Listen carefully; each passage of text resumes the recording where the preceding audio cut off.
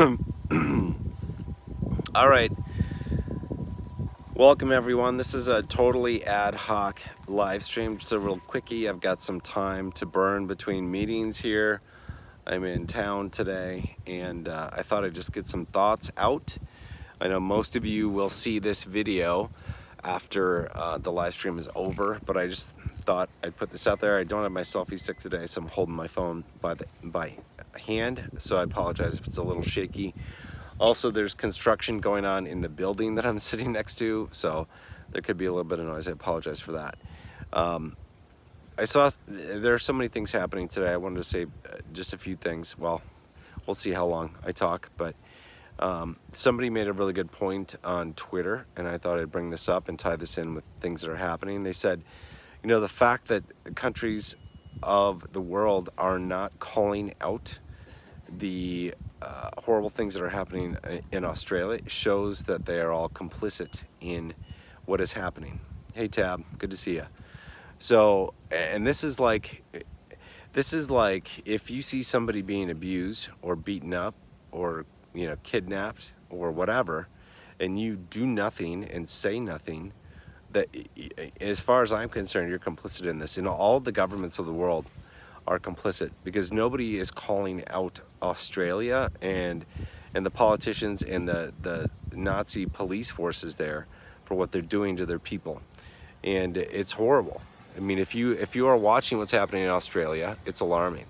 And what they're doing there can easily come to other countries. So they're complicit in this, and I am absolutely over all this bullshit that we have with the governments of the world. And I find, like, for the first time in my life, cheering for even just like the thought of all governments around the world collapsing and all fiat fake currency systems collapsing completely, so that we have a chance to rebuild without these psychopaths that are out there. I mean, the politicians of the world, for whatever reason, the masses are like hypnotized by these liars, by these absolute assholes who create laws, rules, and regulations designed to basically prod, poke, and tax us and restrict us at every single point. They are just ruthless in the way they act, and they answer to no one. It's always rules for them are different than the rules for us. We are the slave class, we are the underclass. They, you know, cerveza doesn't affect people that are above a certain social economic strata. If you are rich and powerful, if you're famous, if you have connections, if you're in politics, well, you're fine.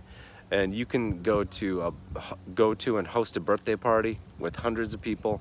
You can go to dinner when nobody else can. You can have a political fundraiser and jam people around. Nobody's wearing masks. You can go to a gala. Nobody's wearing masks except for the slave class, the underlings. And those are very clearly visible in the videos and footage that comes out of these events. You know, the slave class and the underclass, that's you and me, that's me.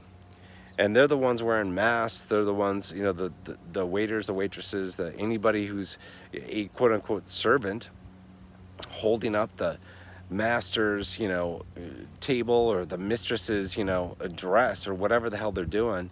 They obviously think they're better than everyone else. And this, I am absolutely pissed off about. And I think the good thing, like, I mean, I guess I've always thought for a long time that we needed to have reform, major reform in our systems, you know, our government systems, our economic systems. But I guess I've never, prior to fairly recently, cheered on the thought of like a complete collapse of those structures and systems. And honestly, that's what I'm hoping and praying happens, because we need it.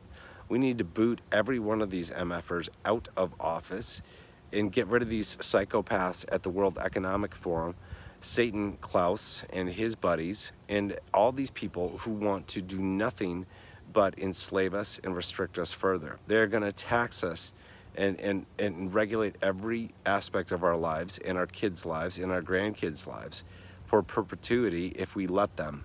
And it is imperative that we not let that happen.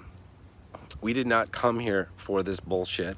I don't really care what, you know, somebody's, you know, religious or spiritual beliefs are, but there is no way in hell that there's any God or universal consciousness or whatever that wants to see this kind of bullshit happen.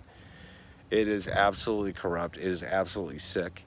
And, you know, you know, there's a lot of messed up stuff happening. As I've said before, I have a lot of faith in we the people, that we can overcome all this crap that's around us. I have a lot of hope for, and I pray on and I meditate on really good things happening. But I'm also a realist, and I look at the world around me, and it is nothing, absolutely nothing like what I thought it was when I was a young kid. Nothing what it was like that I experienced in my 20s and 30s. Nothing what it was like up until just a year and a half ago. And it's a complete and utter shit show. And I am looking forward to the collapse of everything.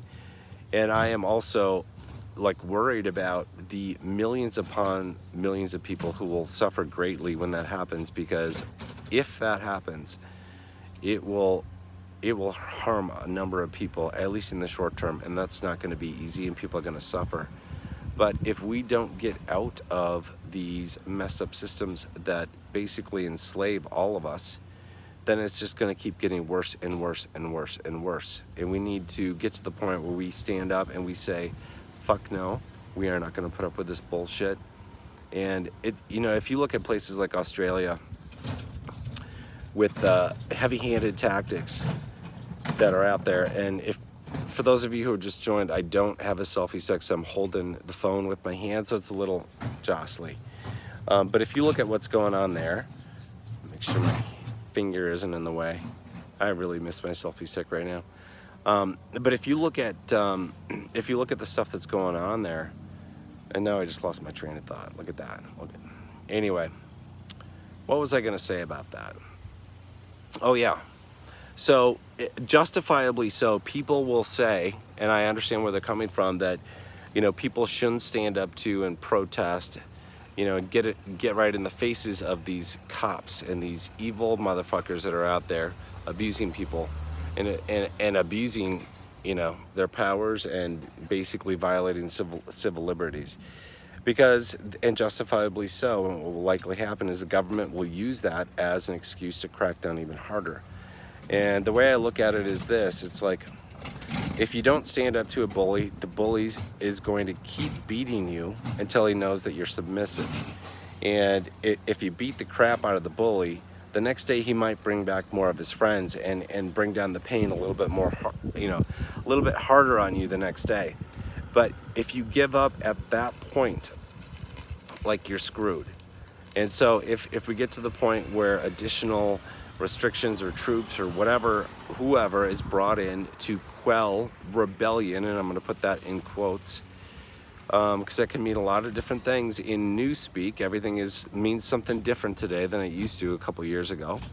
But if additional people or troops or cops or whatever, rent-a-cops or mercenaries are brought in to restore order, quote unquote, and we just take it, we don't do anything, then it's going to remain pretty bad, and the authorities will just use that as an excuse to even enforce even tighter, more tyrannical restrictions.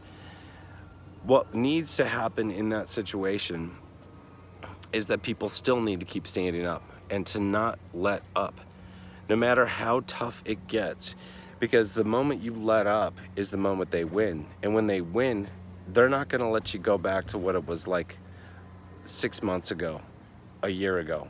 They're not. They're going to keep things clamped down. These psychopaths love their power. They love their power. They love torturing people. That's what they do to all of us constantly. That's what this life is. It's torture. You got to work every single day to put food on the table. You got to pay your bills or you're screwed. If you can't get a job and you can't pay to survive, society is going to let you die on the street. It doesn't care about you. And so, you know, we need to change things in a big way. And I'm rooting for a complete and utter collapse. I'm not looking forward to it. I have no idea what it's going to look like, but I see that as the only way for us to actually get to a better spot if we are going to rely on people. unless something is magically happening behind the scenes, and I hope and pray to God that it is, and I visualize and I meditate on that every single day, that we've got the good guys, so to speak, behind the scenes helping with things. And I would suggest that you meditate on and pray for that as well. I don't know what it's going to take for us to get through. You know, if we can't see like the hand of God swing the hammer and fucking crush all these psychopaths, I don't know what we're gonna do, because it's a pretty tough battle that we're facing. Anyway, this is a bit of a rant, but I wanted to get this out there and just get some thoughts out there. As I said, between meetings here, I got to take off here kind of soon, so I'm gonna leave it here.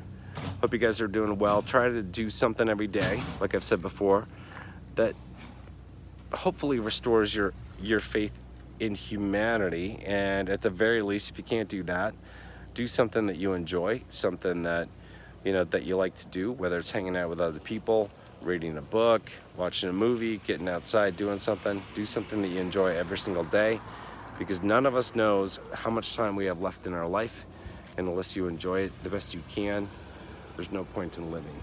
Anyway, hope you guys are doing well, and I'll see you in the next video.